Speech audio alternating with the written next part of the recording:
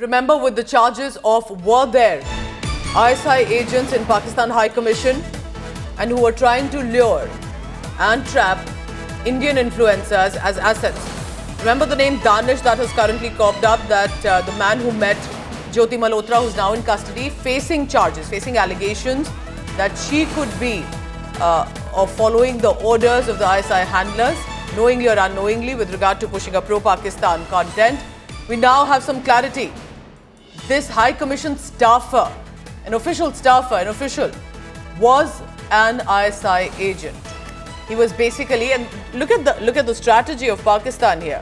He was made the visa officer of Pakistan Embassy, basically a crucial, important position which helps in clearances of the visas. If you want to go in and out of Pakistan, he was the one in charge. And who would be better than that if not an ISI agent who can use that opportunity for a quid pro quo or in trapping our influencers?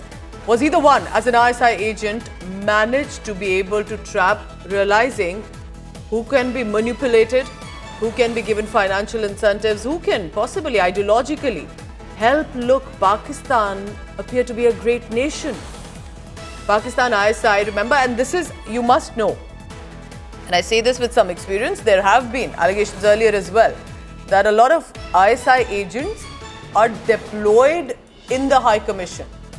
So while this is supposed to be official postings and deployments, but there are, as is with Pakistan, they deploy certain ISI agents too, who can look at individuals. And we have been talking about Jyoti Malhotra because she's a more prominent face, but in total 11 have been arrested. There have been confessions as well that they were in touch with Danish, and why? That there were financial transactions taking place of suspicious nature, encrypted communication. And importantly, remember, for example, a widow from Malerkotla, who's now in custody, was arrested, was in touch with Danish, again a visa clearance officer.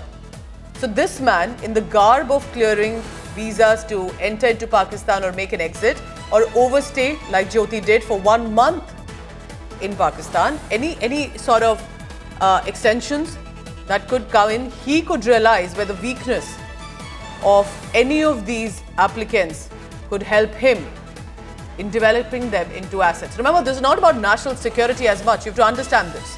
As we track this, this is not simply about revealing about military installations. That can come at a later stage. This can be about turning friendly and in turn pushing a pro-Pakistan agenda. We saw how someone can get multiple entries in and out of Pakistan in 3 years. She met Danish in 2023. That's when Jyoti Malhotra and Danish had the first meeting. He's also another alias is Ehsanur Rahim. So we don't even know if these two are real names. Possibly both are fake names, and there's a completely different name of this man on your screens. That's how Pakistan operates. Arvind Ojha gets us this big news. Arvind, तो आप confirm कर रहे हैं अपने sources के through कि ये जो so to say visa officer थे, ये एक्चुअली में ISI एजेंट हो सकते हैं, तो क्यों इनको डिप्लॉय किया जाता है? क्या इनका अटेम्प्ट होता है? वीजा ऑफिसर तो बहुत ही इंपॉर्टेंट डेजिग्नेशन है। देखिए पूजा, जो पाक हाई कमीशन है उसमें ISI के एजेंट तैनात किए जाते हैं, और जो पाकिस्तान की सरकार, पाकिस्तान की खुफिया एजेंसी है, वो इनको तैनात करती है। और ये खुलासा कोई पहली बार नहीं है। 2020 और 2021 में मिलिट्री इंटेलिजेंस ने दिल्ली पुलिस स्पेशल सेल के साथ मिलकर प्रॉपर स्टिंग ऑपरेशन किया था। पाकिस्तान हाई कमीशन में जो लोग तैनात थे उनका दिल्ली के करोल बाग में ये स्टिंग ऑपरेशन को अंजाम दिया गया था। जब ये जानकारी मिली थी कि पाक हाई कमीशन में तैनात कुछ लोग दिल्ली और आसपास स्लीपर सेल का जो जाल है जो वो खड़ा कर रहे हैं, उसके बाद स्टिंग ऑपरेशन किया गया था और इस बात का खुलासा किया गया था। दानिश भी ISI का एजेंट है। इस्लामाबाद से उसका वीज़ा वो जारी किया गया था और पाकिस्तान के नौरवाल में उसका जन्म हुआ था। अभी तक ये जानकारी सामने आई है, लेकिन जो मोडस ऑपरेंडी है पाकिस्तान की खुफिया एजेंसी ISI की, कि वो अपने एजेंट को पाक हाई कमीशन दिल्ली में तैनात करते हैं। कोई वीज़ा ऑफिसर होता है, कोई उसमें ड्राइवर होता है, कोई कुक होता है, लेकिन असली जो पहचान उनकी होती है वो ISI एजेंट की होती है। और जब कोई इंडियन नेशनल वो अपना वीज़ा अप्लाई करने के लिए जाता है, तब वो उसको ट्रैप करते हैं और धीरे धीरे फिर जो ISI का जो जासूसी का रैकेट है उसमें शामिल करते हैं। इस मामले में भी ऐसा देखा गया, जो ज्योति का मामला है और बाकी जो अरेस्टिंग हुई है उसमें कई बार जब उसमें जो वीज़ा ऑफिसर होते हैं और बाकी लोग जो तैनात होते हैं, वो इफ्तार पार्टी होती है, उसमें भी जो सॉफ्ट टारगेट होता है उन पर वो नज़र रखते हैं। तो ये खुलासा कोई पहली बार नहीं है। 2020 में एक्सप्लेन करें सॉफ्ट टारगेट्स का क्या मतलब है। एक तरफ ज्योति मल्होत्रा जो इन्फ्लुएंसर है, एक तरफ विडो है जो मलेरकोटला की है, कोई गरीब है, कोई रिलीजियस साइट जाना चाहता है, तो ये सॉफ्ट टारगेट कैसे बन जाते हैं? देखिए, जब कोई वीज़ा अप्लाई करने के लिए जाता है और जाहिर सी बात है वो पाकिस्तान जाने को होता है या फिर उसके रिलेटिव होते हैं, तो वो उससे बातचीत को आगे बढ़ाते हैं। और जैसा मैंने बताया कि पाक हाई कमीशन में आईएसआई के एजेंट अलग अलग पोस्ट पर तैनात किए जाते हैं। अमूमन जो वीज़ा ऑफिसर होते हैं वो आईएसआई के एजेंट ही होते हैं। उसके अलावा जो वहाँ कुक होते हैं, जो वहाँ ड्राइवर होते हैं, ये सब तमाम लोग आईएसआई के एजेंट होते हैं। और इस बात के पुख्ता एविडेंस, सॉलिड एविडेंस एजेंसियों के पास रहे हैं। यहाँ तक कि एक बार 2020 में स्टिंग ऑपरेशन किया गया था मिलिट्री इंटेलिजेंस के जरिए, स्पेशल सेल के जरिए, जो पाक हाई कमीशन में वीज़ा ऑफिसर तैनात थे उनका, और उसके बाद स्टिंग ऑपरेशन करके इस बात का खुलासा किया गया था। उसके बाद उन सभी को पाकिस्तान भेजा गया था 2020 में, 2021 में, और लगातार इंडियन एजेंसीज के पास इस बात के इनपुट होते हैं कि पाक हाई कमीशन में ज़्यादातर जो लोअर लेवल का स्टाफ होता है वो आईएसआई एजेंट था। अब एहसान उर रहमान उर्फ दानिश, जिसका नाम सामने आ रहा है, वाकई उसका वो नाम है असली या फिर कोड नेम देकर उसे यहाँ दिल्ली भेजा गया था, लेकिन ये बात एजेंसियों ने हमें कंफर्म की है कि ये आईएसआई एजेंट है जो इस्लामाबाद में पोस्टेड है। अरविंद, दानिश, एहसान, दो नेम है। We don't have clarity, like I said that even if these two names are real, शायद इनका कोई तीसरा नाम हो जो असली नाम हो। अरविंद, आप मुझे एक बात और समझाएं यहाँ पर, at this juncture when the soft targets are trapped, viewer जो देख रहे हैं अभी, और व्यूअर अगर ये सोच रहे हैं कि ऐसे कैसे किसी को फंसा सकते हैं प्रो पाकिस्तान कंटेंट पुश करने के लिए, एज एन इंडियन क्या आप में वो अंडरस्टैंडिंग नहीं है कि पाकिस्तान किस तरह से हमारे अगेंस्ट टेरर अटैक्स लॉन्च करते हैं? तो ये थोड़ा समझाएं कि किस तरह पाकिस्तान के एजेंट्स कन्विंस कर लेते हैं एक भारतीय को भी to work for Pakistan interest. देखिए, ये जो पूरा ट्रैप है वो बहुत धीरे होता है, क्योंकि जो आईएसआई के एजेंट होते हैं वो भी बहुत ट्रेंड होते हैं।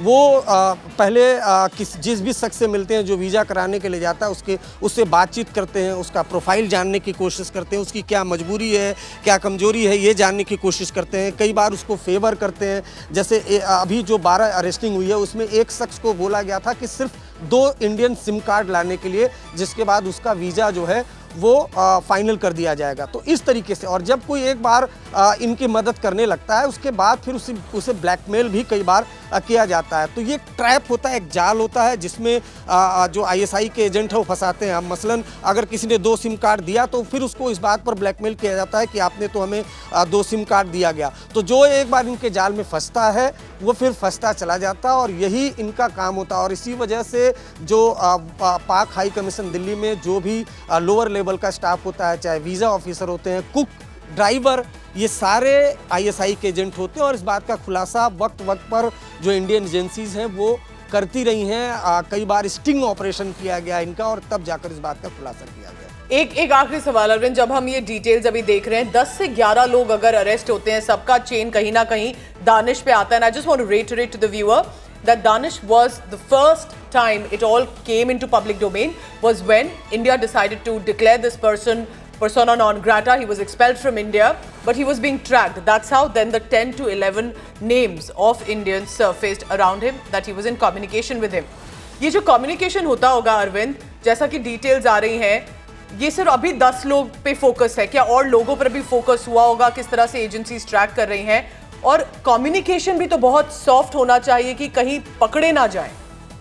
इसके लिए जो सिग्नल ऐप है, टेलीग्राम ऐप है, इसका इस्तेमाल करते हैं, और डिफरेंट जो ऐप हैं वो इस्तेमाल करते हैं। और जो लोग फंसते हैं उनको पता भी नहीं चलता है कि वो किस तरीके से जो पाकिस्तानी खुफिया एजेंसी आईएसआई है उसके ट्रैप में फंस रहे हैं। मसलन कई बार जैसे ज्योति के मामले में हुआ, अभी तक ये क्लियर नहीं हुआ है कि उसने कोई इंडियन आर्मी का सीक्रेट डॉक्यूमेंट वो एक्सेस किया, लेकिन ये बात साफ है कि कई बार वो ये कन्विंस करने में कामयाब हो जाते हैं, पैसे देकर या बाकी लालच देकर, कि अपने समर्थन में, पाकिस्तान के समर्थन में नरेटिव बिल्ड करने के लिए कई बार वो जो अपने टारगेट हैं उनको कहते हैं, और कई बार उसमें वो कामयाब भी हो जाते हैं। पूजा।